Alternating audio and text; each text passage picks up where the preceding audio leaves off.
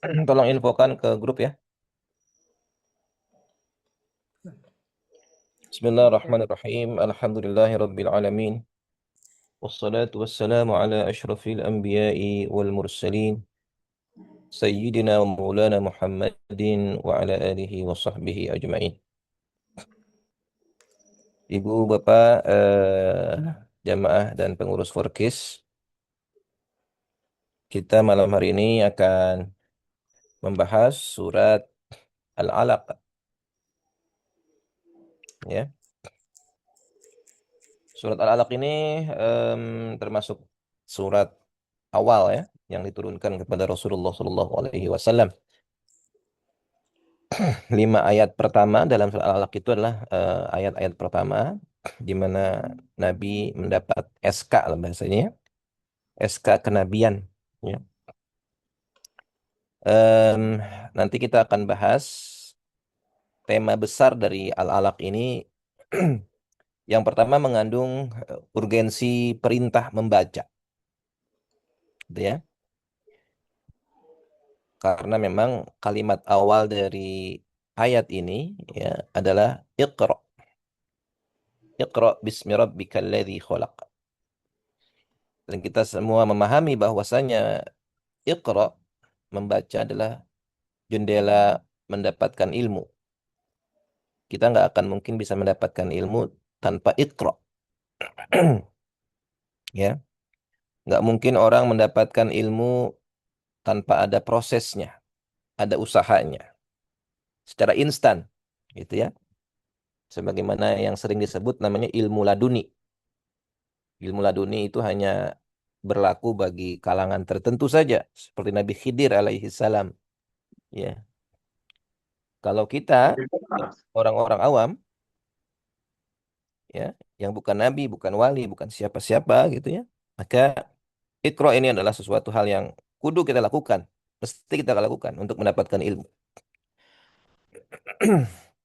Kemudian yang kedua,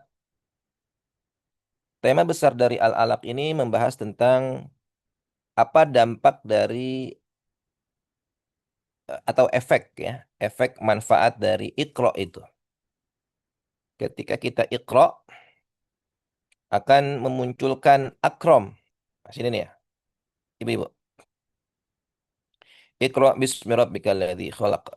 Khalaqal insana min 'alaq. Iqra wa rabbukal akram. Nah, ini ada kata-kata akram nih, ya. Ketika kita Iqra dengan benar, Iqra-nya bismi rabbika. Iqra yang benar itu akan melahirkan kedermawanan, gitu kan? Akan melahirkan jiwa-jiwa yang kontributif. Dalam pikiran dia adalah gimana caranya bisa mengkontribusikan sesuatu gitu kepada kebaikan. Semua berawal dari ikro yang benar. Ketika ikro yang benar, maka akan memunculkan dorongan kontributif jiwa-jiwa kedermawanan, ya, sehingga Allah akan memuliakan. Maka ikro wa rabbukal akram. Bacalah dan Tuhanmu yang memuliakan. Yang ketiga, kandungan surat Al-Alaq juga membahas tentang karakteristik si Abu Jahal yang sangat sombong, togo, melampaui batas, ya, yang merasa diri serba cukup, gitu. Dan biasanya orang itu akan berubah ketika dia melampaui batas, merasa cukup dengan dirinya sendiri, gitu. Dia akan berubah ketika dia mendapatkan apapun, dia punya banyak pengikut, dia punya banyak harta, bisa berubah dah tuh, akan melampaui batas. Kemudian di poin yang kelima, poin yang keempat, Al-Alaq juga membahas tentang ancaman bagi para orang-orang yang takabur, ya, orang-orang yang sombong, yang melarang-larang orang melakukan kebaikan, yang melarang-larang orang untuk melakukan ibadah. Ya, salah satunya kan ini kan mengkisahkan tentang si Abu Jahal yang melarang Nabi untuk melaksanakan sholat, gitu kan? Dan yang terakhir, Al-Alaq juga membahas tentang cara kita untuk lebih dekat kepada Allah dengan cara memperbanyak sujud. wasjud waqtarib.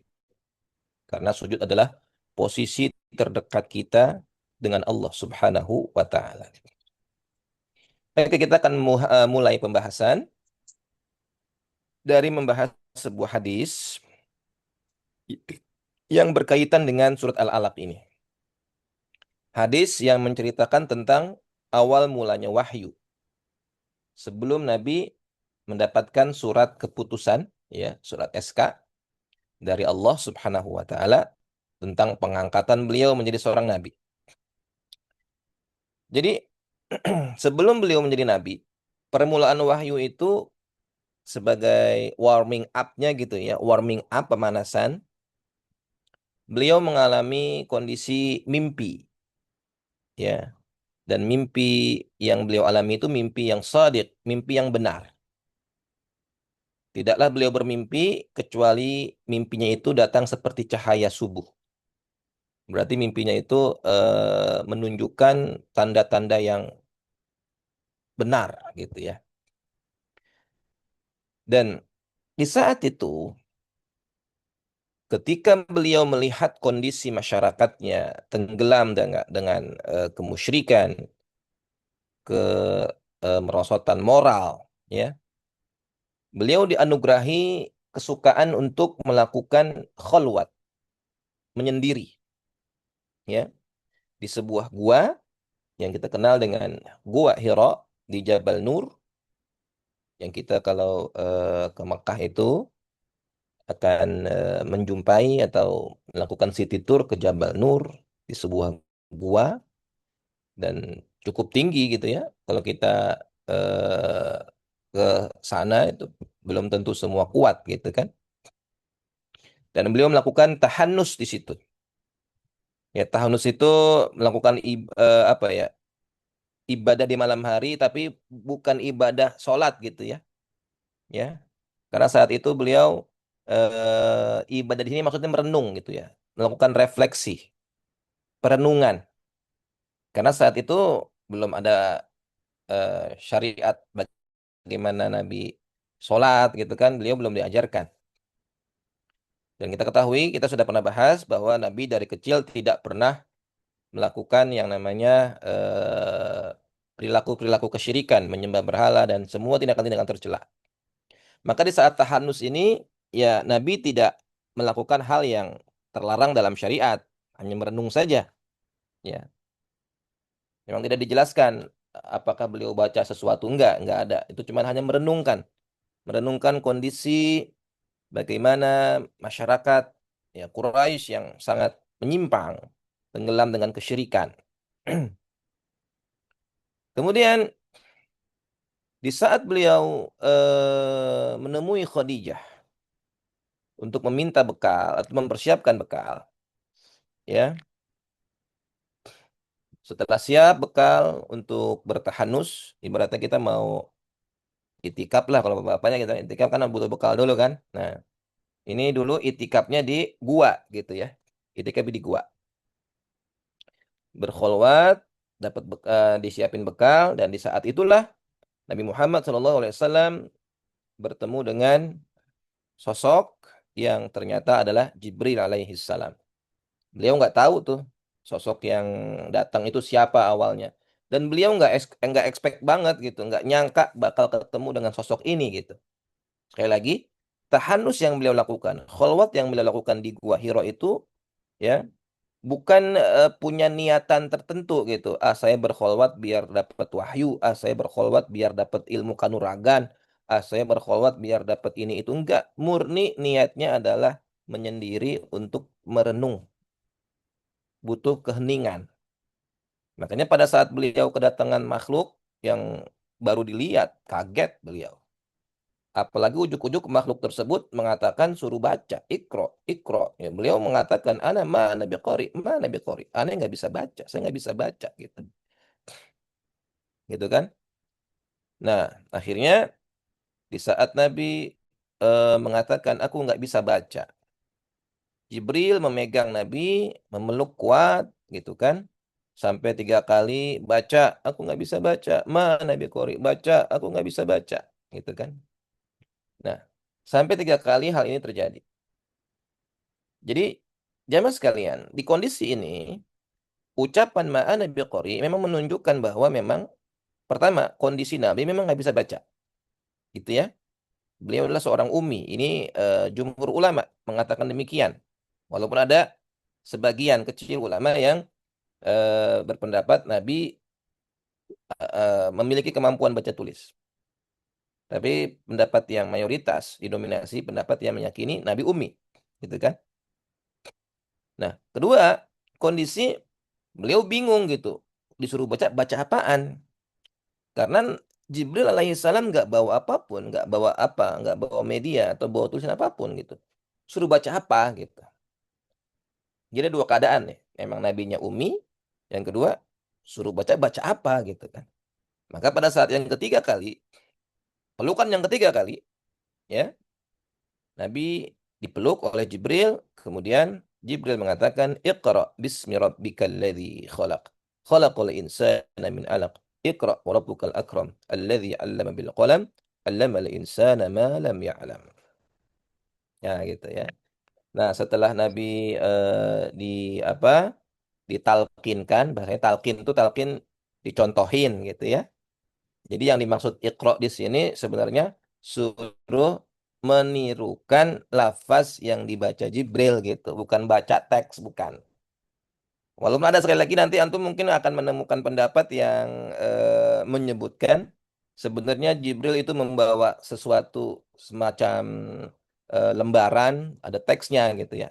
Nanti mungkin antum akan ada menemukan statement-statement seperti itu. Memang ada sebagian yang mengatakan demikian, tapi jumhur ulama yang meyakini nggak ada apapun yang dibawa oleh Jibril.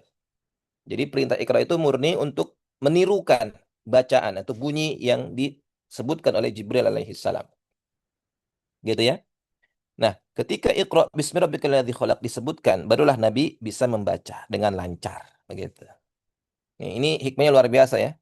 Ketika awalnya Iqra Iqra saja tanpa bismi rabbika, ya sulit rasanya. Nah, makanya ketika Iqra-nya bismi rabbika alias ketika semua diawali dengan bismi rabbika, dengan bismillah, dengan nama Allah, maka sesuatu akan menjadi lancar. Begitu. Itu filosofi tadabbur ya dari kejadian ucapan Iqra bismi rabbikal ladzi khalaq ini. Setelah kejadian ini, ya, beliau ketakutan pulang ke rumah mengatakan kepada istrinya, "Zammiluni, zammiluni, selimuti aku. Aku takut." Ya, selimuti aku.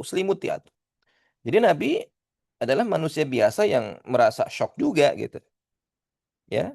Merasa shock juga dan ini membuktikan Nabi berkholwat itu ya nggak nyangka bakal ketemu makhluk gitu. Kalau seandainya beliau berkholwat niatnya pengen dapat ilmu, dapat ilham atau dapat didatengin makhluk, beliau kan nggak bakal kaget seperti ini gitu kan. Nah, dengan bukti hadis tersebut, hadis yang kita bacakan ini menunjukkan bahwa Nabi itu kaget gitu, nggak nyangka bakal nemuin kejadian seperti ini. Dan beliau sangat khawatir banget nih, aku khawatir nanti ada apa-apa bakal menimpa diriku nih. Nabi sampai sampai menyangka yang enggak gitu. Waduh, saya bakal ditimpa sesuatu yang buruk nih, begitu kan? Akhirnya apa? Khadijah menenangkan beliau. Jangan khawatir. Wallahi, demi Allah, engkau nggak bakal apa-apa, engkau bakal nggak bakal kenapa-apa. Allah nggak bakal mencelakakanmu selamanya. Nggak bakal kenapa-napa. Ya diberikan afirmasi positif, motivasi. Masya Allah ya. Istri yang baik itu begitu tuh ya. Ketika suaminya dari luar ada masalah, overthinking, ya ada beban pekerjaan, ada berbagai macam problem, masuk ke rumah, ya enggak dijutekin, ya enggak di apa namanya bawelin, dan seterusnya gitu kan. Justru ketika masuk ke rumah bikin tenang, ya bikin tenang, ya. Kata-katanya positif, vibe-nya pokoknya positif lah gitu ya. Dan Khadijah berhasil melakukan itu.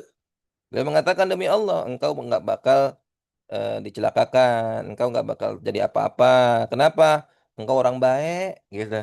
Kata kita gitu, ya, engkau tuh orang baik, nyambung silaturahim. Engkau suka bantu orang yang nggak punya apa-apa, bantu orang yang susah, suka menjamu tamu, suka nolong orang yang musibah. Nggak bakal orang sebaik kamu bakal celaka, nggak mungkin gitu. Khadijah ngasih tahu gitu kan, Masya Allah. Jadi bikin bikin Nabi tenang kan, ucapan positif seperti ini kan. Akhirnya ya udah, gimana kalau besok saya ajak engkau bertemu dengan sepupu saya. Jadi beliau punya sepupu namanya Warokoh, Warokoh bin Naufal, ya putra dari pamannya beliau, pamannya Khadijah. Jadi sepupu kan berarti ya. Dan kebetulan agamanya Nasrani, agama Kristen, ya agama Kristen yang dia ahli kitab, ya menulis buku dalam bahasa Ibrani dan juga menulis kitab dalam bahasa Ibrani. Pokoknya banyak karya-karya dia gitu kan, Warokoh. Dan pertemuan dengan Warko ini suka dijadikan alasan bagi para orientalis atau misionaris ya yang menyaksikan keaslian Al-Qur'an. Mereka menuduh Al-Qur'an itu adalah buatan Muhammad atau Al-Qur'an itu adalah karya tulis Muhammad di mana Muhammad itu dapat inspirasi idenya dari Warokoh. Secara bukti sejarah menunjukkan bahwa Nabi Muhammad ya itu pernah ketemu seorang pendeta Nasrani. Nah, disitulah Muhammad dapat idenya untuk nulis Al-Quran. Itu tuduhan mereka, ya, tuduhan mereka. Bayangkan, masuk akal nggak? Masuk akal nggak? Ya, menuliskan sebuah karya yang setebal ratusan halaman dengan kalimat yang sangat indah, isinya yang sangat kompleks, ya, hanya dengan satu pertemuan yang sifatnya sangat singkat. Pertemuannya nggak sampai berjam-jam, sangat singkat, jemaah. Sangat singkat pertemuan ini dan dialognya pun sangat singkat sekali, gitu kan? Maka tuduhan itu sangat mudah dibantah, ya. Ketika bertemu dengan Warokoh, ya, akhirnya diceritain tuh. Warokoh saat itu sudah tua ya. Beliau juga buta dan Khadijah ceritain, wahai sepupuku gitu ya, coba dengerin deh apa yang terjadi nih. Saya mau suami saya mau cerita. Ya akhirnya Warokoh bilang, wahai putra saudaraku, apa yang sedang kau alami gitu kan? Nah Nabi cerita tuh semalam begini begini begini ketemu dengan sosok ya memeluk saya. Pokoknya ceritain tentang kejadian semalam. Ketika Warokoh menyimak, beliau bilang begini. Ah, itu mah namus gitu. Ingat ya kata-katanya? Namus. Kalau dalam bahasa Ibrani ya, versinya dia gitu. Siapa namus itu? Itu penyampai rahasia ilahi. Namus juga pernah nyampein sesuatu kepada Nabi Musa gitu. Maksudnya namus di sini adalah Jibril versi dia gitu kan, versi bahasa Ibrani kan. Ini mah namus nih, ceritanya mirip banget gitu kan. Nah, akhirnya Waroko bilang begini. Duhai, seandainya aku masih muda, masih sehat ya, dan bisa hidup sama kamu ya, ya, aku akan menyaksikan engkau nanti bakal diusir oleh kaummu, dan kalau aku masih ada, aku pasti akan membelamu, gitu kata Warokoh.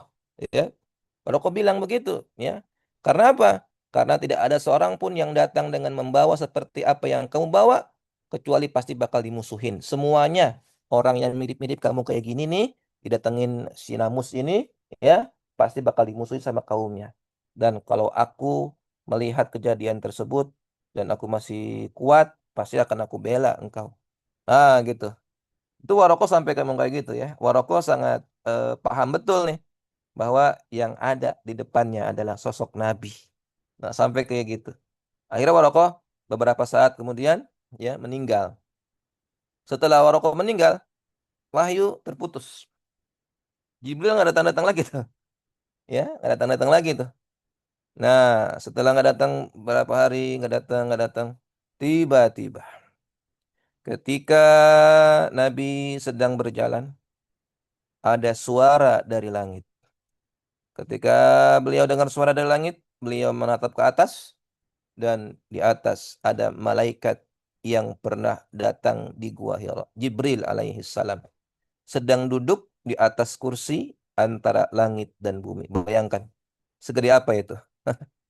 Akhirnya karena ngelihat Jibril dengan penampakan asli, bayangin. Penampakan asli loh, merinding lah pasti orang gitu kan. Seindah apapun malaikat cahayanya gitu kan, ya pasti ngelihat sesuatu sosok yang nggak biasa, ketakutan beliau. Lagi-lagi beliau pulang minta kepada istrinya, zammiluni, zammiluni.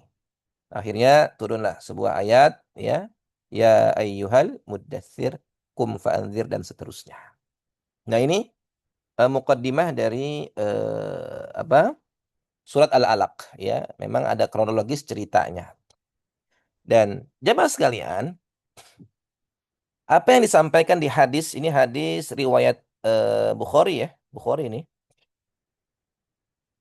ini berkaitan dengan ayat 1 sampai ayat 5, ya. Ayat 1 sampai ayat 5. Ayat 6 sampai ayat terakhir ini jauh setelah kejadian ini, ya. Jadi kejadiannya bukan di Gua Hiro atau di tempat di saat-saat awal, bukan. Turunnya ayat di ayat 6 sampai ayat terakhir itu di next time, di waktu berikutnya. Nah, yang perlu disampaikan dalam peristiwa tadi, apa yang dilakukan Nabi kholwat di gua itu, ya, itu bukanlah sebuah sunnah. Jadi jangan sampai gara-gara cerita ini, ya, kita punya agenda tahunan gitu, ya, melakukan bertapa di gua gitu. Pengen apa? Pengen ikuti Nabi. Ingat, ya, enggak. Ini bukan sunnah. Dan beliau lakukan itu adalah sebelum ada syariat.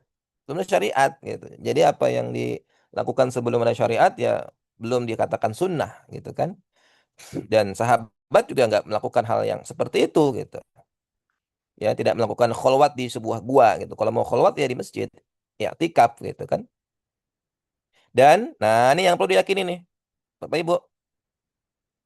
Gua Hiro bukan tempat yang khusus untuk ibadah. Karena banyak orang yang kebablasan gitu, ya. Ya nggak masalah kita ziarah ke Gua Hiro, ya, untuk rapat tilas perjalanan wahyunya Nabi, ya. Untuk flashback, belajar sirah, bagus gitu, ya. Biar lebih berasa gitu, ya. Tapi kalau mengkhususkan ibadah di tempat tersebut, nah ini yang kebablasan begitu, ya. Dan tentu saja dari apa yang tadi disampaikan, ini yang perlu kita garis bawahi. Kenabian itu nggak bisa diusahakan, alias nggak bisa dipelajari, ya. Karena ada sebagian yang meyakini bahwasanya kenabian itu perkara yang bisa diusahakan. Salah satunya dengan bertapa di dalam gua, sebagaimana keyakinan para filsuf. Hati-hati tuh. Para filsuf-filsuf yang kebablasan. Ya, maaf nih para ahli tasawuf yang kebablasan nih, ya. Ahli tasawuf yang kebablasan kadang-kadang ya begitu, mendapatkan wangsit ketika dia bertapa gitu kan. Muncul sosok padahal itu bukan malaikat tapi setan gitu kan. Bisa jadi jin, jin iprit, ya, jin yang menyerupai sosok soleh gitu kan. Nah, akhirnya jangan heran kalau ada orang-orang yang ngaku wali dan sebagainya. Dan meyakini hal demikian, bahwa berkhalwat bertapa itu, ya, adalah usaha untuk mendapatkan wahyu atau wangsit, ini bisa terjebak dalam kekufuran, berhati-hati, ya.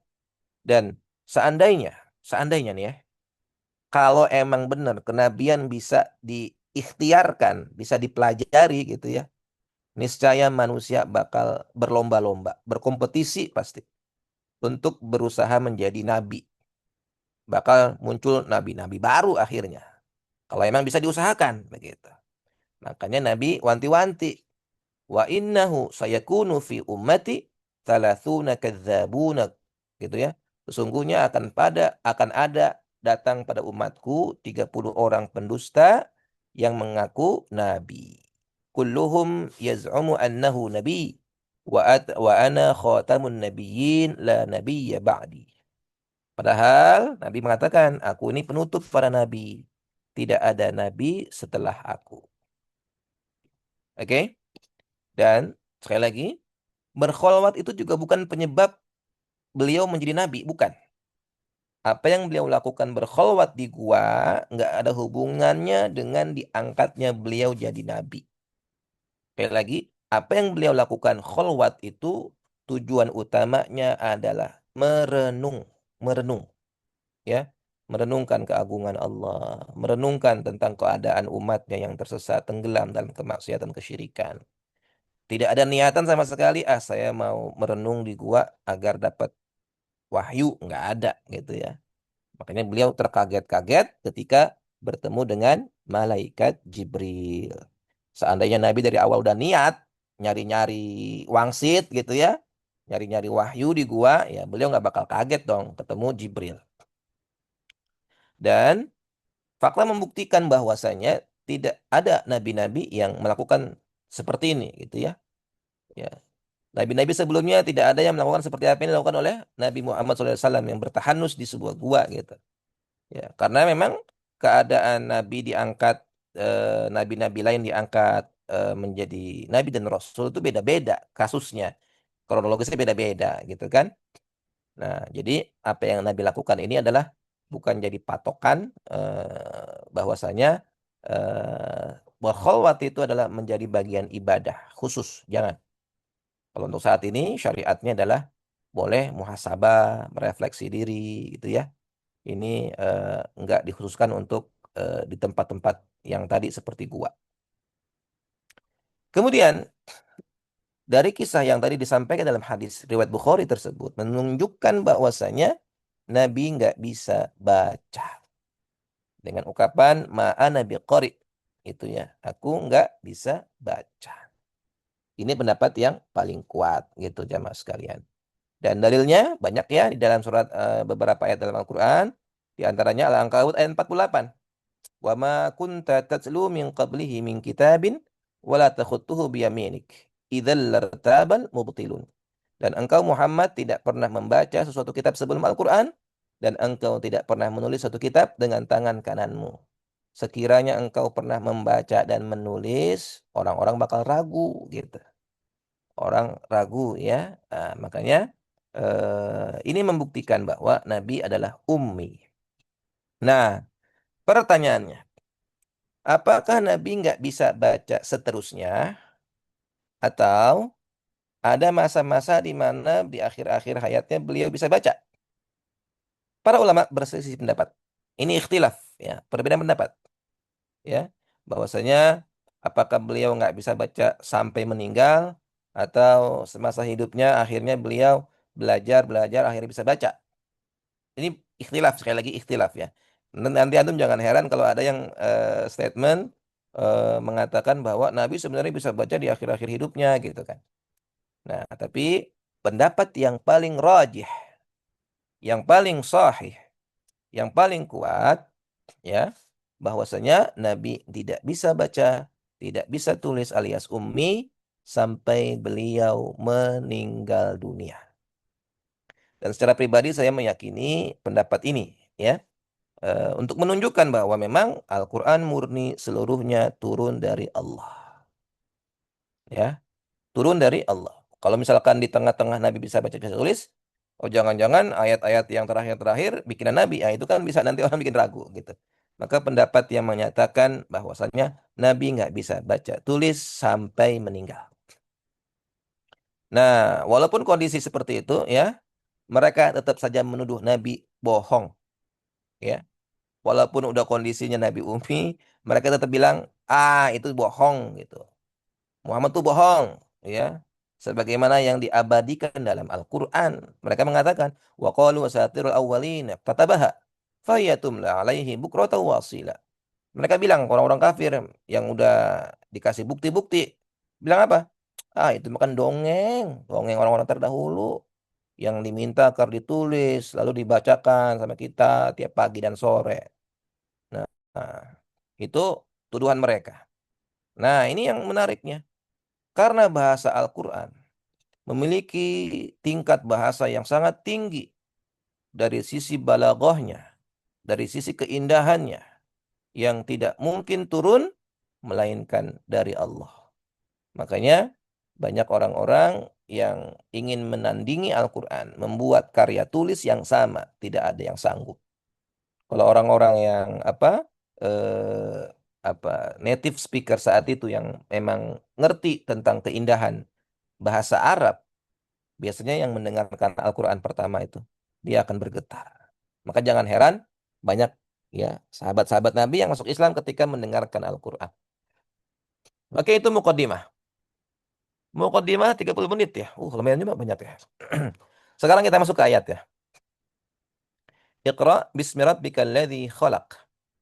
Bacalah dengan menyebut nama Tuhanmu yang menciptakan. Ya. Perintah Iqra, sekali lagi jamaah, ini adalah perintah pertama. Perintahkan bukan untuk sholatlah, sujudlah. Enggak. Ya. Perintahnya bukan ibadah, tapi perintahnya adalah Iqra. Ini menunjukkan apa? Islam itu agama yang sangat mengedepankan ilmu, gitu. Karena memang hakikat Islam itu ya harus apa? Dipahami dengan ilmu, ya. Kita bisa paham bagaimana hakikat keislaman nggak mungkin kalau tanpa Iqra, tanpa ilmu, gitu. Kenapa? Karena Islam bukan hanya panduan saat di masjid, saat di dalam sholat, tapi Islam juga panduan dalam berbisnis, berpolitik, mengelola keluarga, mengelola masyarakat. Semua itu bisa kita lakukan dengan Iqra tadi. Dan peradaban tentunya dibangun dengan budaya Iqra lagi. Lagi-lagi Iqra. Gitu kan? Dan kunci Iqra ini akan meminimalisir sikap-sikap jahiliyah. Makanya tingkat apa ya kemajuan sebuah negara dilihat dari tingkat Iqra-nya. Seberapa jauh tingkat Iqra masyarakatnya. Makanya kita sangat miris ketika ngelihat Indonesia, kondisi masyarakatnya secara Iqra ya, dalam arti ini ya, membaca, entah itu membaca bacaan umum atau bacaan Al-Quran, sangat-sangatlah rendah.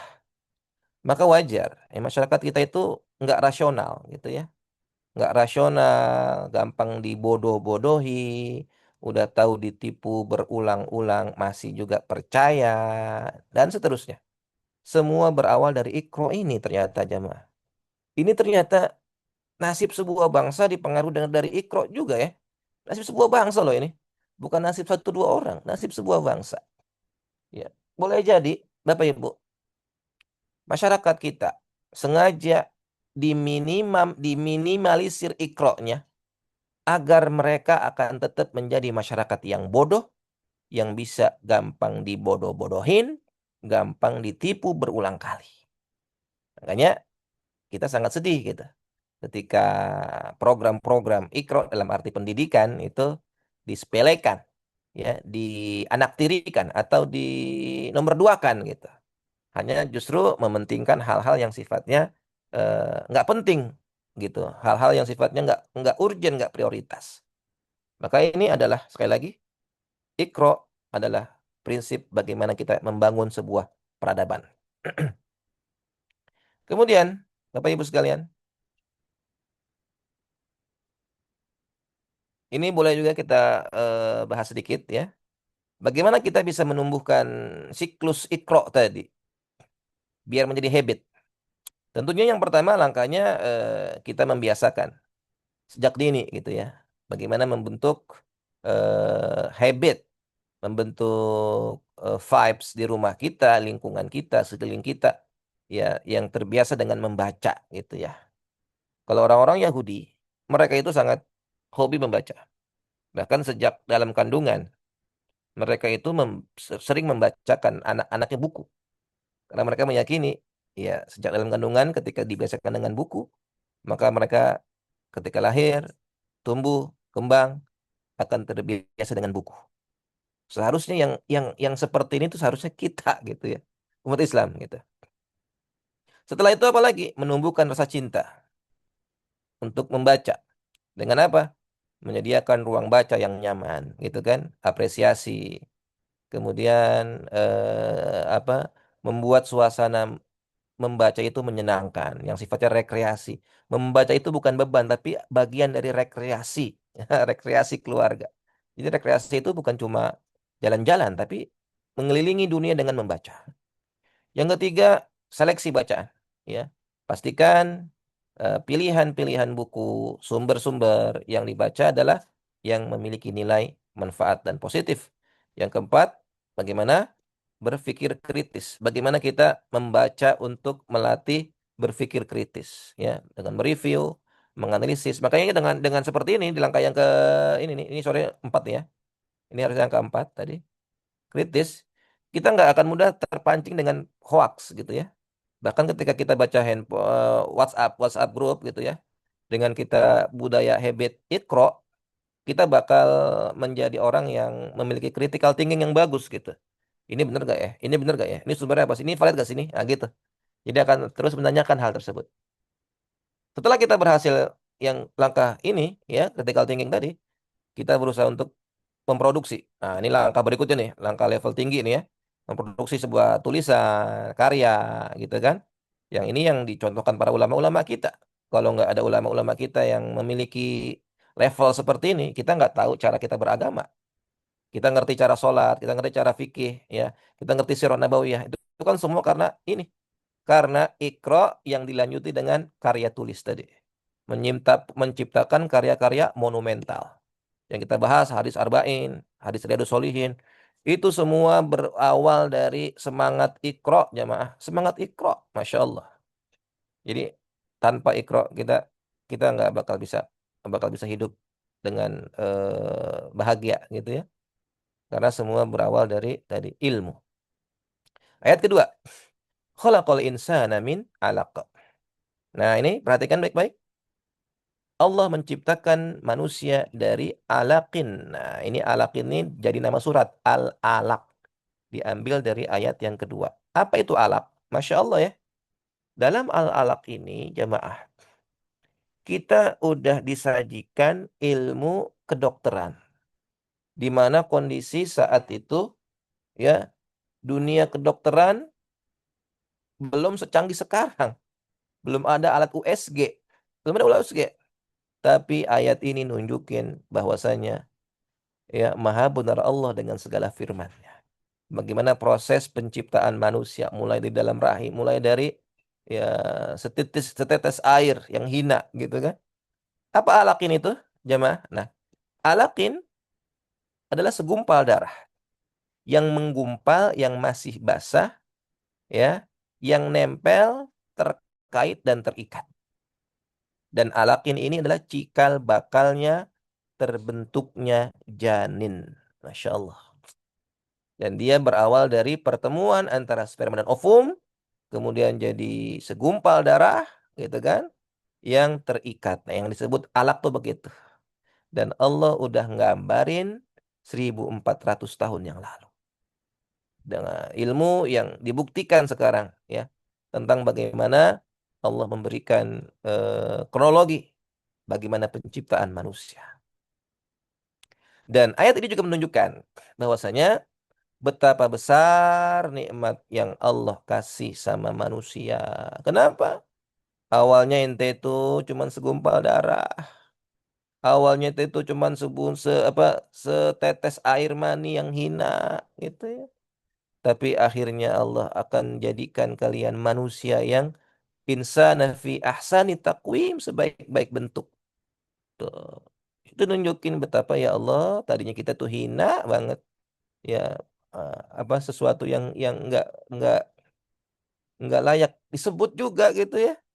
Makanya ketika kita berpikir tentang ayat ini, Masya Allah, kita sekarang menjadi ahsani takwim, sebaik-baik penciptaan, padahal dulu kita bukan siapa-siapa. Oke, nomor tiga, ayat tiga.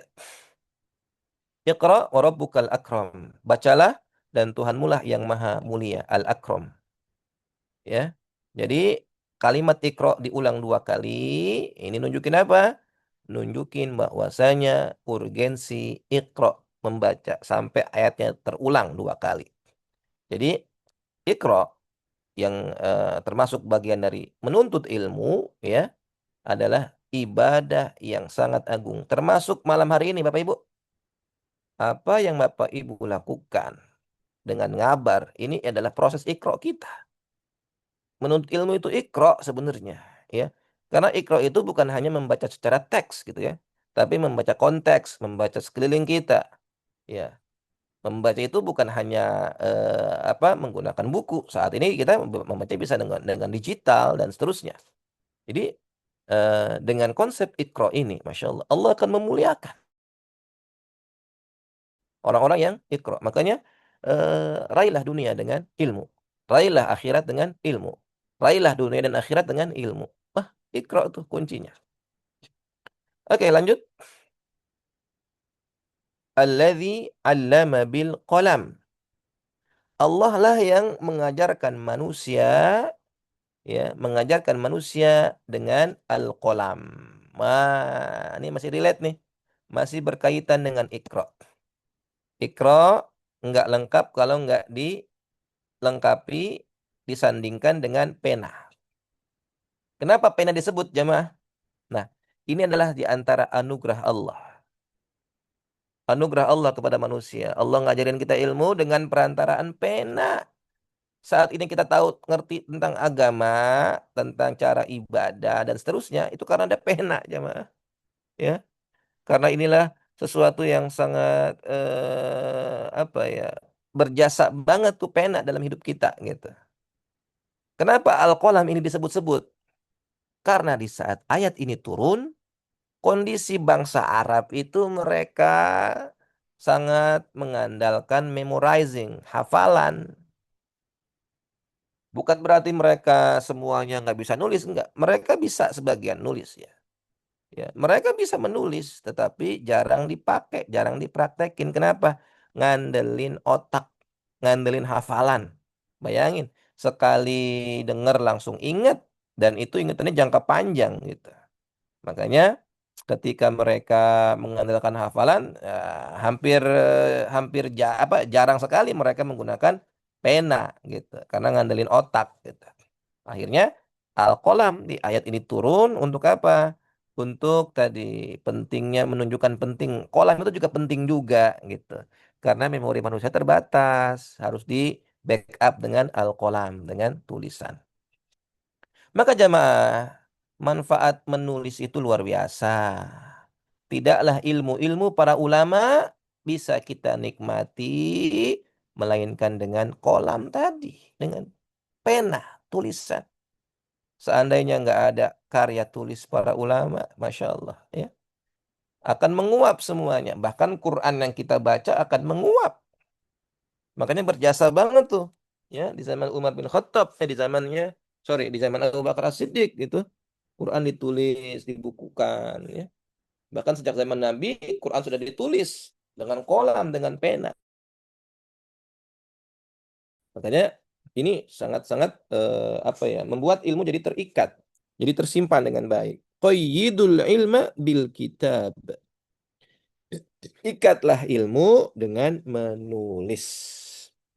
Nah, termasuk apa yang sering kita lakukan saat kita dengerin materi, kajian dimanapun gitu ya. Orang yang dengerin kajian atau webinar atau ceramah atau apapun taklim gitu ya. Antara orang yang nyimak secara pasif, dia cuma dengerin doang gitu ya. Dengan orang yang menyimak secara aktif, dia nyimak sambil nulis, beda, beda manfaatnya. Ya, kalau orang menyimak sambil menulis, dia akan melekat. Ini faktanya, faktanya, ya mah, faktanya begitu.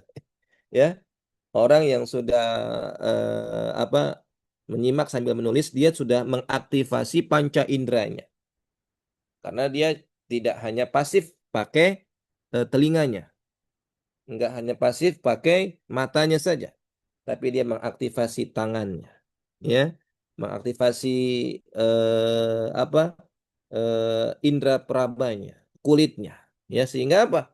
Dengan mengaktifasi indera-indera tersebut, dia akan mudah menempel, gitu ya. Maka ketika kita menulis materi itu lebih ahsan dibandingkan hanya mendengar secara pasif. Nah, pena, catatan dan pembukuan Al-Qur'an. Ketika Allah Subhanahu wa taala berfirman alladzi 'allama bil qalam, ya. Al-qalam itu adalah sarana, alat kita untuk melakukan tadi kitabah, menulis. Kalau di zaman sekarang, ya, qalam ini ya berkembang, apalagi digital, ya. Tidak mesti harus pakai buku gitu ya. Walaupun memang secara penelitian neuroscience, menulis manual menggunakan buku, kertas itu lebih baik untuk kesehatan otak kita. Karena kenapa? Sentuhan, tekanan dari tulisan itu bisa apa namanya membantu mengaktifasi saraf-saraf kita. Dan Bapak Ibu, dengan Al-Qalam tadi, yes, Al-Quran nyampe ke kita 30 juz. Ya, 30 juz. Di saat Nabi masih hidup, Al-Quran sudah ditulis. Ya, sekali lagi, Al-Quran sudah ditulis sejak zaman Nabi. Tapi, nah, tetapinya belum dibukuin, belum dijilid jadi satu mushaf. Kenapa? Nah, alasannya dua. Pertama, saat itu media ya tersebar di media-media yang sangat sederhana, pelepah kurma, batu, kulit, dan seterusnya. Dan alasan utamanya apa? Karena kenapa belum dibukuin? Saat itu ya wahyu masih terus berjalan. Ya belum tutup buku, ibaratnya belum selesai gitu. Selama Nabi masih hidup, wahyu akan terus jalan. Nah ini alasan utamanya nih. Kenapa nggak ada buku Al-Quran saat itu? Nah Nabinya masih ada, wahyu masih terus gitu. Nanti ada update-update terus gitu kan. Akhirnya makanya Al-Quran ditulis dengan terpisah-pisah menggunakan media-media. Barulah di zaman Khalifah Abu Bakar As-Siddiq atas usul dari Umar bin Khattab. Nah, jangan sampai salah nih ya. Jangan sampai salah. Penulisan Quran sudah mulai sejak zaman Nabi. Oke? Ketika Nabi meninggal, ganti pemimpinnya Abu Bakar. Di zaman Abu Bakar, banyak sahabat yang hafal Quran meninggal. Akhirnya Umar ngusulin, ini kalau dibiarin, nanti Quran lama-lama akan menguap, menghilang. Gimana kalau kita bikin proyek bagaimana membukukan Quran dalam satu jilid? Akhirnya disetujui sama Abu Bakar. Abu Bakar menyetujui walaupun awal-awalnya agak ragu karena dulu dulu Nabi nggak bikin kayak gini gitu kan. Allah kasih ilham kepada Abu Bakar untuk menyetujui pendapat Umar. Akhirnya ditulislah Al-Quran, dibukukan. Kemudian mushafnya diteruskan di zaman Umar dan selanjutnya disimpan oleh anak beliau Hafsah binti Umar. Itu Quran Master satu jilid tuh gede. Nah, di zaman Utsman jamaah sekalian, semakin luas wilayah Islam. Orang-orang Islam kan bukan cuma Arab doang saat itu. Nah, di situ muncul muskilah, muncul masalah baru apa? Masalahnya adalah banyak orang-orang memiliki dialek bacaan yang beda-beda, kiroat yang beda-beda nih. Wah, nanti akhirnya gara-gara dialek yang beda-beda saling nuduh. Ente kok memainkan Quran, ente kok begini gitu kan. Karena suasana nggak kondusif. Di zaman Utsman dilakukanlah standarisasi penulisan Quran. Makanya ada yang sebagian yang nuduh-nuduh Utsman bin Affan yang menghapus ayat-ayat tertentu. Itu tuduhan ya, yang tidak benar tuduhan tersebut. Utsman itu nggak merubah sama sekali isi Quran. Beliau hanya melakukan standarisasi biar umat yang sudah meluas pemeluknya nggak bingung cara baca Qurannya kayak gimana. Gitu jamaah. Ya. Jadi jasa beliau besar. Makanya saat ini mushaf yang kita pegang disebut mushaf Utsmani. Itu merujuk kepada nama beliau sebenarnya. Kenapa? Karena emang jasa beliau menstandarkan penulisan rasam atau khat Al-Quran. Setelah dimasterkan di zaman Utsman disebarkan di seluruh pusat-pusat negeri Islam. Ini kurang lebih seperti ini apa media-medianya ya. Ini awal-awal di zaman Nabi kayak gini. Kemudian di zaman Abu Bakar gede banget kan. Nah, setelah itu baru di zaman Utsman bin Affan. Oke. Ayat kelima. Allamal insana ma lam ya'lam. Dia mengajarkan manusia, maksudnya di sinilah Allah, apa yang tidak diketahuinya. Nah, ini adalah ayat terakhir dari wahyu yang pertama kali turun. Jadi wahyu pertama itu berjumlah 5 ayat. Nah, ini ayat yang terakhirnya. Nah, Imam Al-Qurtubi ngejelasin yang dimaksud insan ini siapa. Alamal insan mengajarkan manusia. Manusia yang mana nih yang maksud ayat ini? Nah, para ulama ngejelasin. Di dalamnya terdapat pendapat Imam Al-Qurtubi ya, tafsir Al-Qurtubi. Beliau ngejelasin al-insan itu ya adalah apa? Nabi Adam. Yang dimaksud al-insan itu Nabi Adam. Allamal insan berarti Allah mengajarkan Nabi Adam apa-apa yang tadinya beliau nggak tahu. Ayatnya ada wa 'allama Adamal asma'a kullaha. Dengan Allah memberi ilmu kepada Nabi Adam, mengajarkan nama-nama benda, mengajarkan nama-nama banyak hal, pokoknya semua diajarkan, ilmu diberikan kepada Nabi Adam. Inilah yang membedakan kedudukan Nabi Adam dengan malaikat. Kenapa? Beda di dalam kedudukan ilmu. Allah mengangkat Nabi Adam karena ilmunya. Ya. Lebih tinggi Nabi Adam. Kenapa? Karena Nabi Adam yarfa'illahu alladhina amanu minkum walladhina utul ilma darajat. Diangkat karena ilmu. Kalau malaikat ketika disuruh ditanya, ini apa, ini apa? Ah, Subhanaka la ilma lana illa ma 'allamtana. Ane enggak tahu gitu kan. Maksudnya engkau kami tidak mengetahui melainkan apa yang engkau ajarkan. Makanya dengan kemuliaan ilmu yang dimiliki Adam ini, ya malaikat diminta untuk respect, ya dengan sujud. Bukan sujud ibadah ya, tapi sujud ihtiram, sujud penghormatan. Iblis yang nggak mau kan, akhirnya kalau malaikat ikut sujud. Nah ini yang pertama. Pendapat yang kedua.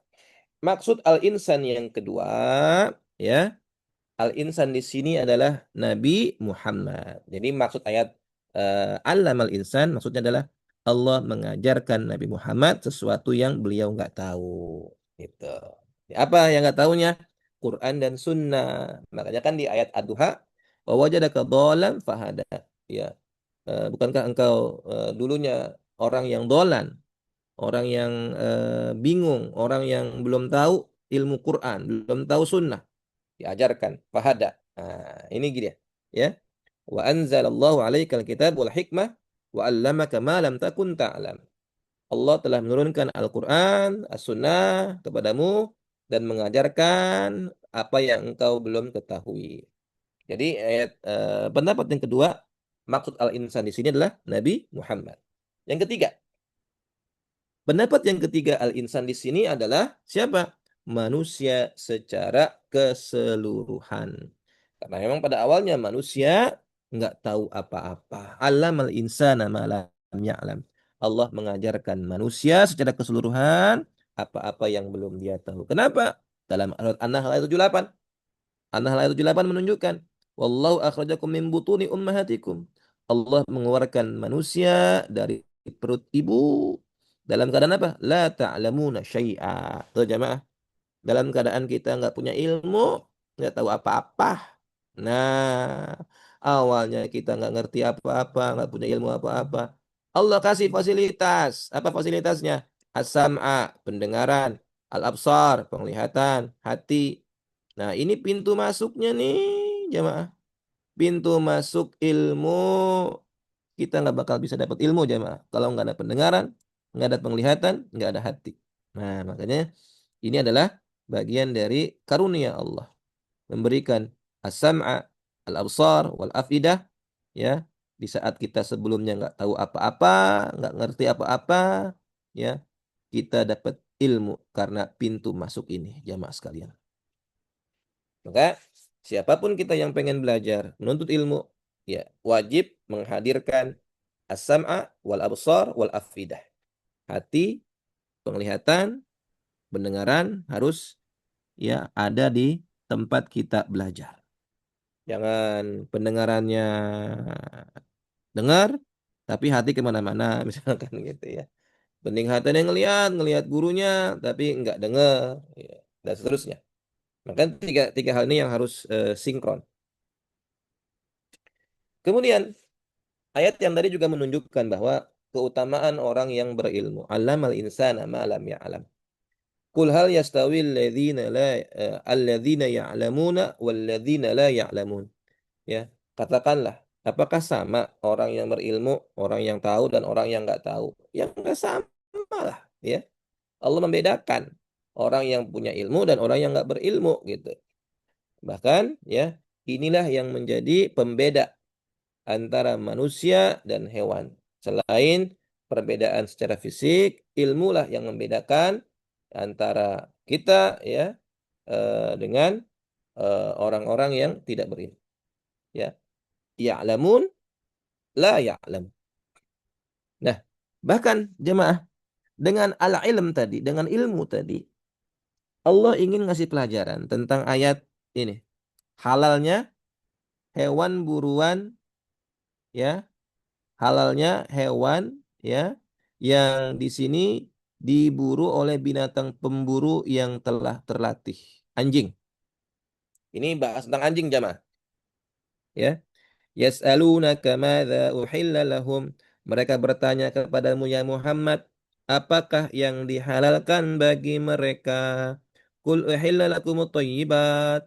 Halal bagi kalian makanan yang baik-baik. Wa ma 'allamtum minal jawarih mukallibina tu'allimunahunna mimma 'allamakumullah.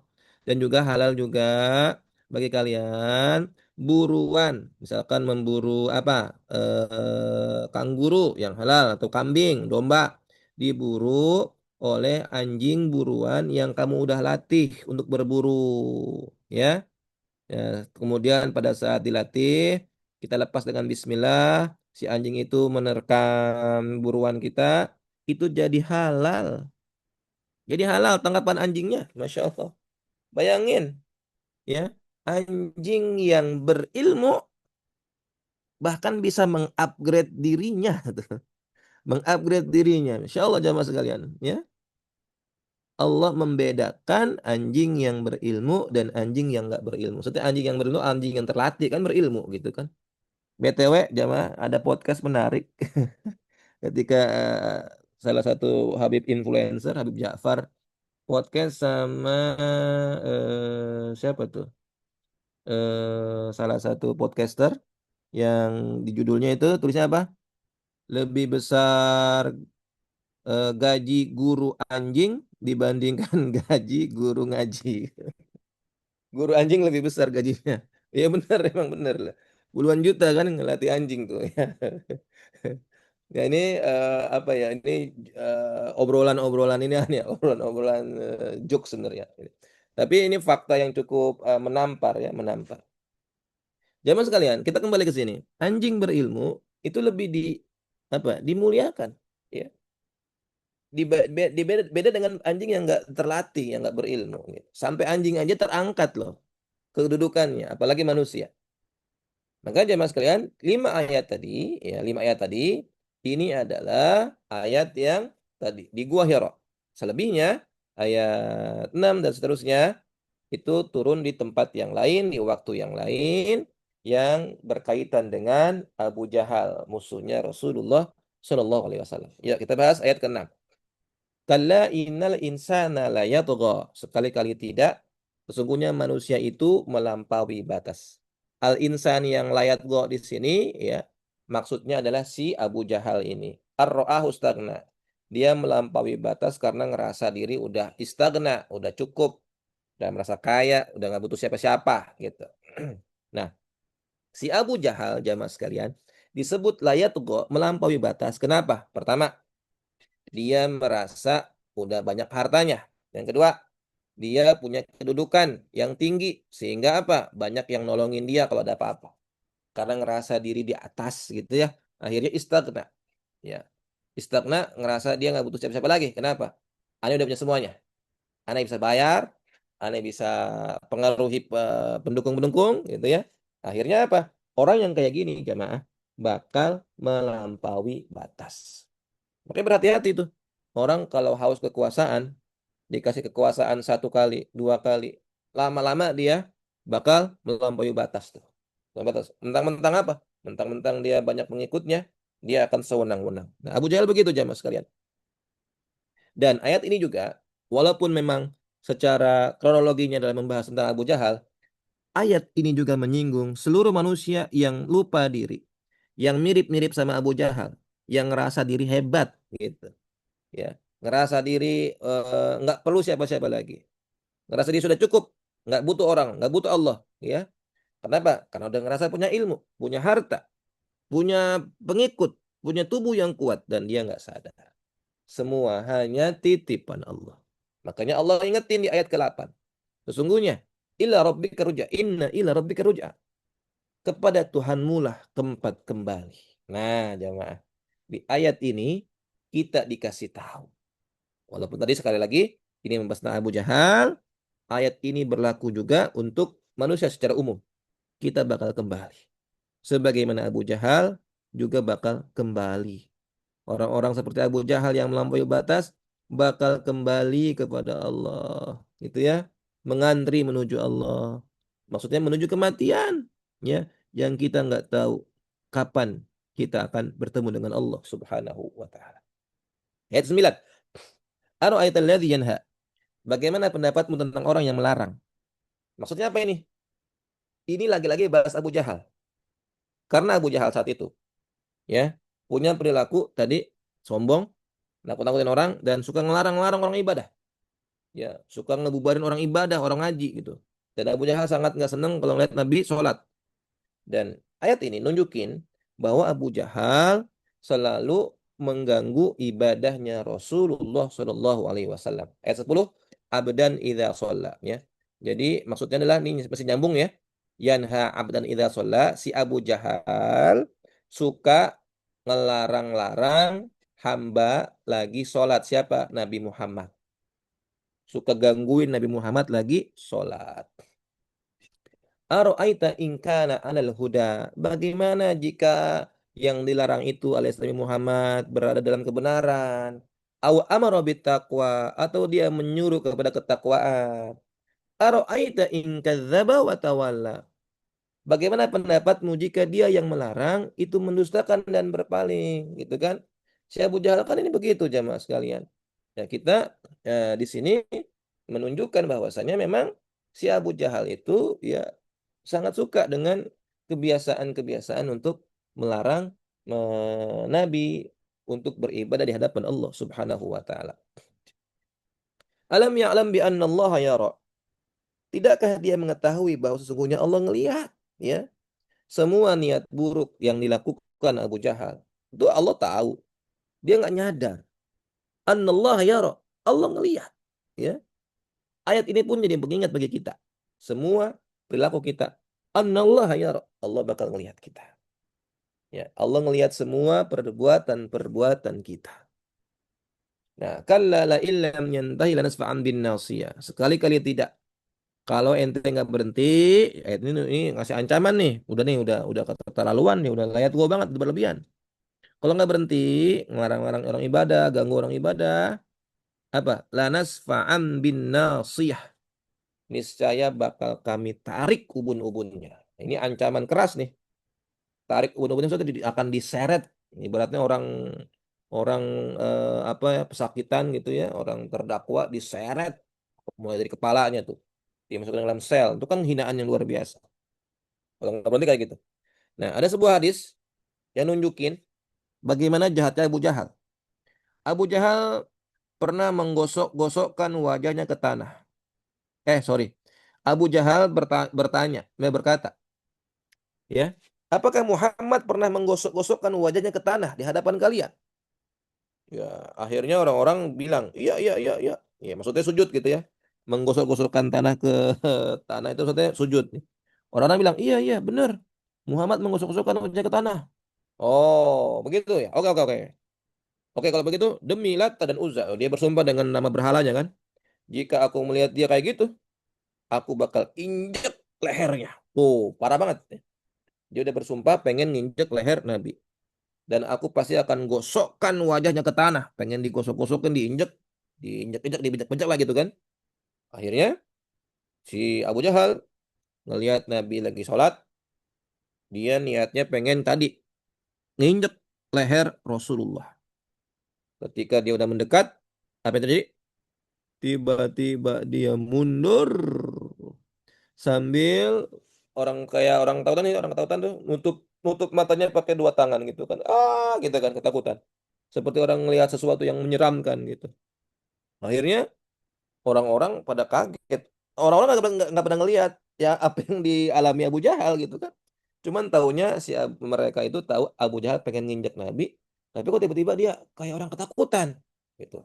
Akhirnya si Abu Jahal ditanya, ente kenapa? Ah, sambil keringet dingin dia bilang, antara aku dan dia ada parit api dan ada sayap-sayap malaikat. Waduh, ternyata jamaah di depan matanya Abu Jahal udah dikasih benteng, parit api. Dan nyaris dia disambar malaikat. Nabi bilang begini, laudana minni lakhtafat lakhtatafathul malaika udwan udwan. Seandainya nih si Abu Jahal mendekatiku, niscaya dia bakal disambar malaikat satu demi satu dari anggota tubuhnya. Ibaratnya bakal copot tuh tubuhnya satu-satu. Masya Allah jamaah sekalian. Ya, itu yang dialami Abu Jahal real ya, real. Dan dia doang yang ngelihat gitu kan saat itu karena orang-orang pada nyaksiin Abu Jahal ketakutan. Dan disitulah peran malaikat Zabaniyah. Ya, Zabaniyah jagain Nabi.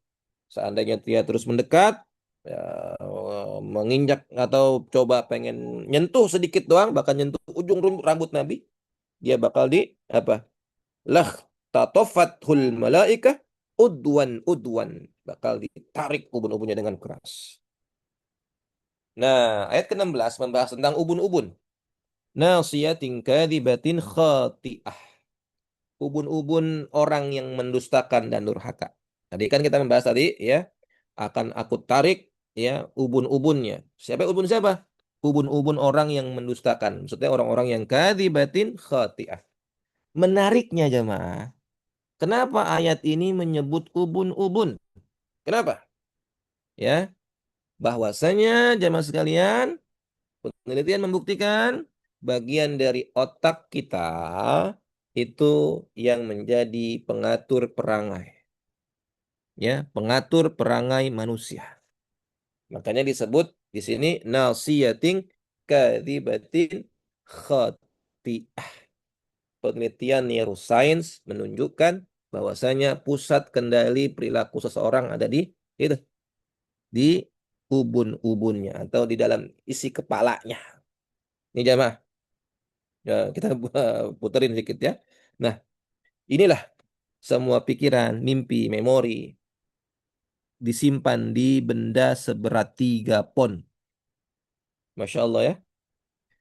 Dan sekali lagi jamaah, apa yang ada dalam kepala kita, ya, khususnya sistem limbik gitu ya, dia akan memproses emosi seperti cinta, benci, syukur, gitu ya. Dan biasanya dengan adanya hormon yang muncul ya. Dan inilah yang menunjukkan bahwasanya ada integrasi, ada keterpaduan, keterkaitan antara ilmu neuroscience dengan ajaran Islam. Masya Allah. Bahkan dalam ilmu neuroscience juga menyebutkan bahwasanya bagian dari otak kita itu bertanggung jawab untuk mengambil keputusan, moralitas, kontrol diri, ya. Maka jika hati bersih secara spiritual, sinyal yang dikirimkan ke otak akan bantu kita untuk bisa mengontrol diri atau tidak, mengontrol jempol atau tidak. Nah, makanya sekarang lagi heboh nih. Ya, apa terjadi di sosial media, para tenaga kesehatan yang dihujat habis-habisan karena tidak bisa mengontrol jempolnya ketika melihat ada pasien yang menunggu 8 jam di rumah sakit belum dapat kamar. Akhirnya muncullah cacian, makian dengan kata-kata yang sadis-sadis ya.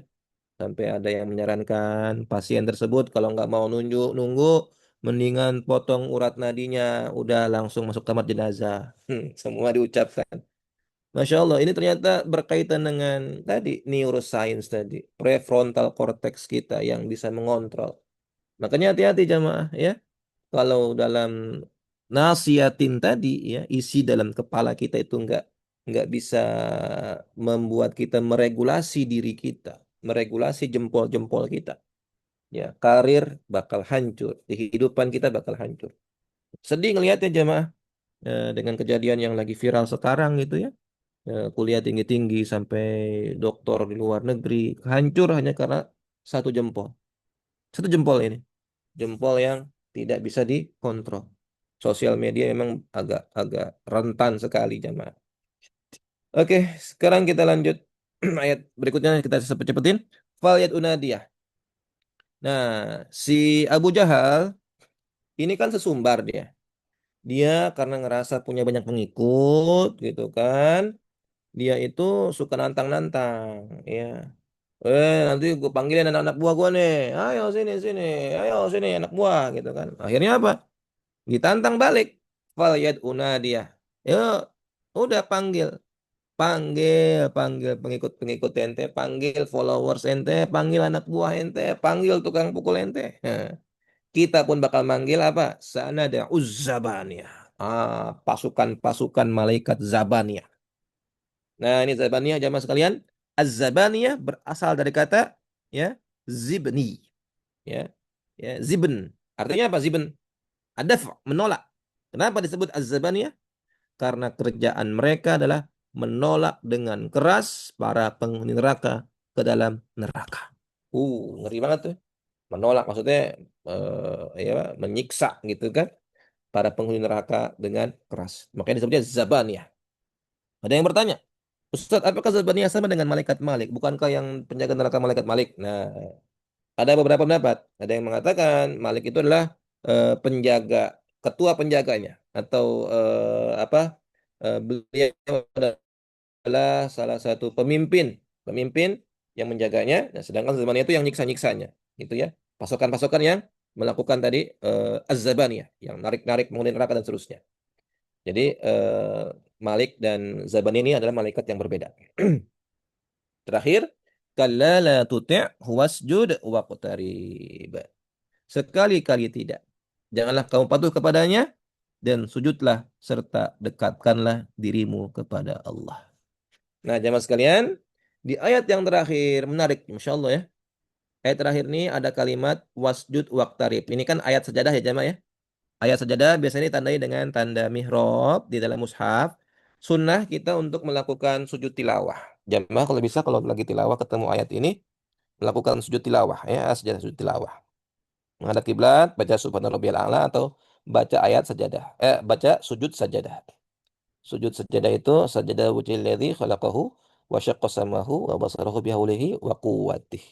Fatabarakallahu ahsanul khaliqin. Nah, jamaah sekalian, ya, dengan kalimat wasjud ini menunjukkan betapa semakin banyak sujud, semakin dekat. Waqtarib, wasjud, waqtarib. Itu rumusnya gitu. Semakin Anda banyak sujud, semakin dekat posisinya. Kenapa? Karena memang dengan kita memperbanyak sujud, ini adalah meninggikan derajat kita. Meninggikan derajat kita di hadapan Allah Subhanahu wa Ta'ala.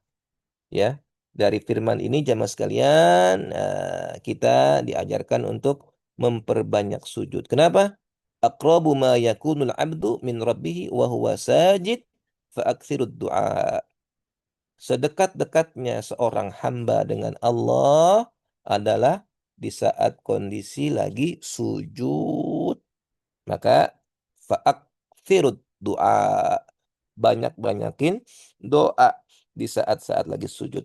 Maka kita disunahkan tuh sujud-sujud terakhir banyak-banyakin doa.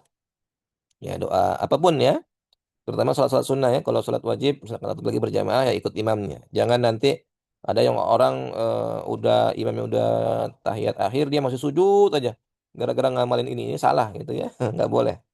Dia sendirian sujud nggak boleh. Jadi jamaah sekalian, ini ayat terakhir. Kalau antum baca dari ayat 1 sampai ayat terakhir, menariknya adalah ayat 1 dibuka dengan Iqra, baca. Tapi lengkapnya Iqra bismi rabbika. Baca dengan menyebut nama Tuhanmu yang telah menciptakanmu.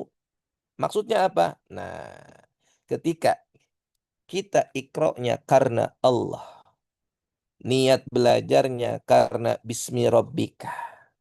Ya, karena menyebut nama Allah, meninggikan Allah. Outputnya akan, nah ini outputnya nih, ayat terakhir. Ayat pertamanya Iqra bismi rabbika, outputnya ada di ayat terakhir. Semakin kita niatnya benar karena Allah belajarnya akan membuat orang yang belajar itu makin tunduk, bukan makin jumawa. Ada kan orang yang semakin pinter makin songong, makin pinter makin jumawa, makin pinter makin sombong. Ada nggak jamaah? Makin melenceng. Banyak yang kayak gitu. Makanya ketika ikroknya bukan bismi rabbika, tapi bismi fulus, bismi dolar, bismi emas, ya, bismi dan seterusnya, maka semakin dia banyak ilmunya, semakin dia melawan Allah, semakin dia melenceng, semakin dia menyimpang. Terakhir, tiga aksi nyata dari al-alaq yang bisa kita lakukan. Yang pertama, menggiatkan membaca Al-Quran, Iqra, yang tadi kan Iqra ya, perintahnya Iqra baca, terutama Al-Quran. Kemudian juga buku-buku yang lain, ya, buku pendampingnya, ya, biar pengetahuan kita bertambah. Enggak mesti buku fisik, ya buku digital pun bisa. Beda kan ya, baca WhatsApp dengan baca buku beda ya. Kita terkadang baca bacaan panjang itu udah malas duluan ya. Kita usahakan bisa.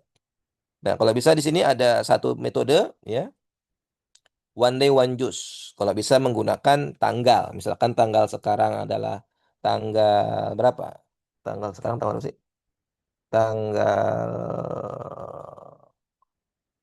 berapa sih? Tujuh. 7. Tanggal 7, berarti jus 7 gitu. Kalau besok tanggal 8, jus 8. Ini metode yang bagus tuh. Jadi ngingetin kita untuk membiasakan diri mengulang Al-Quran setiap bulan. Ini kalau yang sanggup ya. Kalau misalkan emang kurang mampu untuk satu juz, ya setidaknya setiap hari ada baca Al-Quran dan buku pendampingnya. Dan malam hari ini Alhamdulillah Profesor. sebenarnya tuh ya. Malam hari ini termasuk kita melakukan tadi nih mengkaji Quran dan membahas isinya. Yang kedua, kita harus punya perpustakaan pribadi di rumah. Kalau bisa gitu ya. Apapun ya buku-buku. Insya Allah kita punya lah ya. Punya koleksi-koleksinya. Tapi jangan cuma dijadikan pajangan. Kita usahakan untuk jadikan sebagai sumber bacaan kita. Dan yang terakhir, banyak-banyakin sujud. Selain kita udah biasa sholat yang wajib-wajib, perbanyak yang sunnah-sunnah. Maka, kenapa? Tadi semakin banyak sujud, semakin dekat, semakin tinggi derajatnya, dan semakin peluang dikabulkan doa-doanya besar di sisi Allah Subhanahu wa Ta'ala. Demikian jemaah, itu yang bisa saya sampaikan. Wih, 14 orang nih, mantap juga. Khair, Boleh itu yang nanya, bisa saya Ustaz? sampaikan. Cukup ya? Boleh nanya nggak, Ustaz? Ya, mangga. Aneh, Dikit doang. sebentar, aneh share dulu. Boleh dikerjain hari ini atau Bapak Ibu misalkan sempat hari ini biar nggak lupa langsung kerjain ya. Kalau udah ngantuk boleh kapan-kapan. Tapi sebentar doang kok ini. Terima Saya kasih. saya kirimin soalnya sudah di apa di chat ya. Saya kirimin juga di WhatsApp deh biar lengkap. Mangga Pak Usben. Cuman sekedar info doang. Itu kan awal dikatakan Rasulullah kondisinya umi ya. Nah, waktu proses berkembang, ada saat pernah ada kejadian Rasulullah ngirim surat ke Raja Romawi. Itu yang nulis siapa ya? Sahabatnya atau Oh seperti ya, apa? menarik, menarik, menarik, menarik. Ya, Kapan? ya, ya. Betul. Jadi termasuk tulisan-tulisan mushaf itu orang banyak salah kaprah tentang apa namanya mengatakan Nabi sebenarnya udah bisa nulis itu buktinya ada tulisan Quran. Kalau bukan Nabi siapa yang nulis? Jadi gini, Nabi itu punya tim sekretaris gitu. Ya, saya lebih cenderung dengan pendapat yang jumhur ulama ya, yang paling kuat, yang paling sore ya, pendapatnya yang paling valid menurut saya ya, dan ini alasannya logis ya. Kalau misalkan seandainya Nabi diyakini bisa menulis di akhir-akhir hayatnya tadi ya, muncul keraguan berarti ayat-ayat yang terakhir-terakhir itu jangan-jangan nih gitu kan. Nah, bagaimana dengan tulisan-tulisan yang ada termasuk mushaf termasuk tulisan-tulisan suhuf-suhuf yang tersebar di kalangan sahabat? Siapa yang nulis? beliau punya tim sekretaris. Di antaranya sahabat Zaid bin Thabit radhiyallahu an yang tugas utamanya, tupoksinya adalah menulis wahyu, termasuk nulis surat-surat gitu. Jadi yang nulis surat tentang apa? Korespondensi beliau dengan raja-raja, mendakwahi raja-raja di kalangan eksternal Quraisy gitu ya. Itu adalah beliau mendiktekan, mendiktekan surat dikirimkan kepada raja-raja. Jadi ada timnya, termasuk kepada tim penulis wahyu. Beliau itu sistem penulisannya adalah beliau dikte. Nih misalkan saya baca ya. Iqra bismi rabbikal ladzi khalaq. Uktub, tulis gitu. Uktub, tulis. Nah, udah tulis nih. Semua ayat udah dibacain sama Nabi didiktein. Nah, Iqra, baca ulang, coba baca ulang. Nah, Nabi baca sahabat yang nulis baca ulang tuh, dibaca. Itu salah tuh, bacanya bukan kayak gitu. Perbaikin. Nah, gitu misalkan. Jadi Nabi ngoreksinya bukan ngoreksi teksnya, tapi ngoreksi apa? Ngoreksi voice-nya, ngoreksi lafaznya. Berarti kalau lafaznya nggak cocok dengan apa yang ditulis, diperbaiki. Coba baca ulang lagi sampai benar-benar valid. Ketika sudah valid, nah itu yang di-save, disimpan, dan boleh di-copy, disebarkan ke sahabat. Jadi mekanisme tulisan-tulisan yang ada adalah murni tim sekretarisnya Rasulullah. Begitu Pak, termasuk surat-surat. Wallahu a'lam bishawab. Syukron Oke, Ustaz. Afwan, Saya mau nanya, saya tadi mau apa nanya, tuh? ini apa apa ya artinya air air mani yang hina? Padahal kok di biologi ya, air mani itu kan dari sperma ya, kuman sperma. Secara Mm-mm. kromosomal dia kan punya dua kromosom X dan Y. Yang secara Iya, biologi itu dia menentukan nanti janinnya cewek atau mm-mm. cowok gitu. Iya, Nah, kenapa disebut dengan hina? Padahal kayaknya sperma itu yang menentukan jenis kelamin iya, anaknya nanti. iya. Gitu. Betul, betul, Kenapa? betul, betul. Pertama, apa? Semua itu berawal dari tempat keluar kotoran. Kita ini berasal dari tempat kotoran manusia, ya kan? Tempat keluarnya kotoran. Kemaluan itu kan tempat kotoran, gitu. Kenapa? Makanya mimma immahin, ma immahin, air yang hina. Karena nggak ada satupun orang yang mau ya Kita apa sebelum namanya ngomong tuh kakak dulu diketok dulu permisi anaknya. Maaf, maaf, maaf, halo. maaf, maaf. Oh ya, sorry, nggak apa-apa.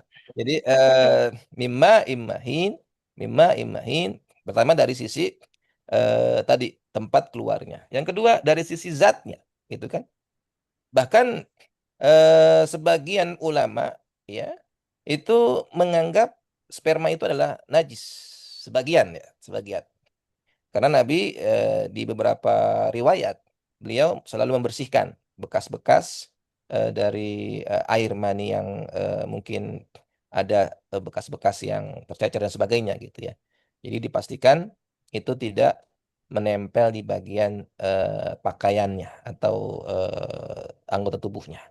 Nah, ini nunjukin berarti sesuatu yang sebagaimana air air kencing gitu ya, yang keluar dari sesuatu yang kotor begitu. Makanya disebutnya mimma immahin.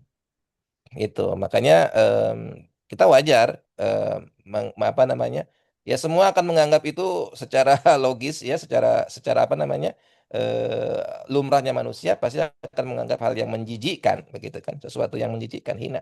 Siapa yang mau nyentuh? Siapa yang mau apa namanya diberikan secara gratis gitu? Nggak ada yang mau karena ibarat kayak kotoran ya kayak kotoran lah kayak najis-najis yang lain gitu kan. Makanya wajar disebutnya mimma immahin. Wallah alam Oh, bissawab. Mungkin itu kalau secara apa pengetahuan ya alasannya? biologi ya Pak Ustadz, secara anatomi Ya, dalam nih, eh, alat kelamin dalam laki-laki itu memang dia ya. bercabang dua Hmm. ke dalam, ya, yaitu ke kelenjar Iya, iya, kelaminnya iya, dan betul. satu lagi ke kelenjar urin. Iya, Jadi saat nanti keluar satu betul, saluran, ya kan, kalau enggak urinnya betul, dan atau enggak sperma gitu kan ya, betul. gitu kan ya. Iya, Jadi mungkin Betul. karena juga dilatih oleh urin, jadi dibilangnya mungkin gitu Yes. ya. Tuh. Betul, Itu betul, betul. pengeluaran ya. Jadi ya, Kalau wanita kan ini satu lubang satu fungsi kan, duburnya, ya. kelaminnya Mm, maupun alat untuk urinnya beda-beda gitu. betul, betul. Mungkin karena Ini biologis menarik itu nih ada satu lubang dua dua fungsi gitu. ya, ya. Itu kayaknya Menarik secara jadi biologis pandangan. kalau saya gitu. Jadi Ya. bisa memperkaya khazanah kita dengan Baru tahu pandangan-pandangan sih di ilmu sini mungkin kayak gitu yang telaah secara lain. biologis. Bagus sekali. Ya Ustadz Tertarik udah. saya jadinya nih memperdalam. Oke, syukron atas apa tambahan-tambahan insight dari ilmu yang lain gitu ya. Tapi sekali lagi mimma imahin jelas-jelas nunjukin nih kita ini nothing lah intinya. Dan nothing. Kita ini adalah bukan siapa-siapa tanpa bantuan dan bimbingan dari Allah ini. Aduh ya Allah. Ya dari awal kita mulai eh, apa dilahirkan, tumbuh sampai saat ini ada. Kalau bukan karena nikmat dari Allah, kita nggak ada apa-apanya.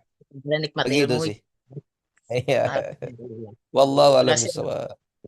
Jazakallahu khair semuanya. Silakan kita foto.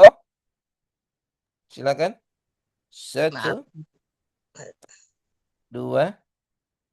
Pastikan sudah berhijab semuanya. Ustadz Benrat sudah berhijab ya. Oke. Tiga. Belum semuanya. Apakah masih pada on? Ya masih on berapa orang? Ibu Izin Ida, Pak, masih on Pak. Ibu Ut, Ibu Masih Pribudi, on. Ibu Dewi, Ibu Bayudo. Bayudo masih on, Bayudo? Pak Richard? Oh, mantap. Bayudo mantap nih. Pak Richard masih ada? Halo. Oke, terima kasih kita putar satu, dua, tiga. Bapak Ibu, mohon jika nggak keberatan kuisnya bisa dikerjain, coba-coba ya. Insya Allah kalau dengerin kajian dari awal bisa jawabnya. Terima kasih, kita akhiri. Subhanakallah wa bihamdika. Asyhadu an la ilaha illa anta astaghfiruka wa atubu ilaik. Terima kasih semuanya. Pamit. Oh, Pak Richard miring begitu videonya. Terima Terima kasih kasih ya Ustadz. semuanya. Assalamualaikum. Maaf, Pak. Yo. Waalaikumsalam. Waalaikumsalam warahmatullahi wabarakatuh. Izin.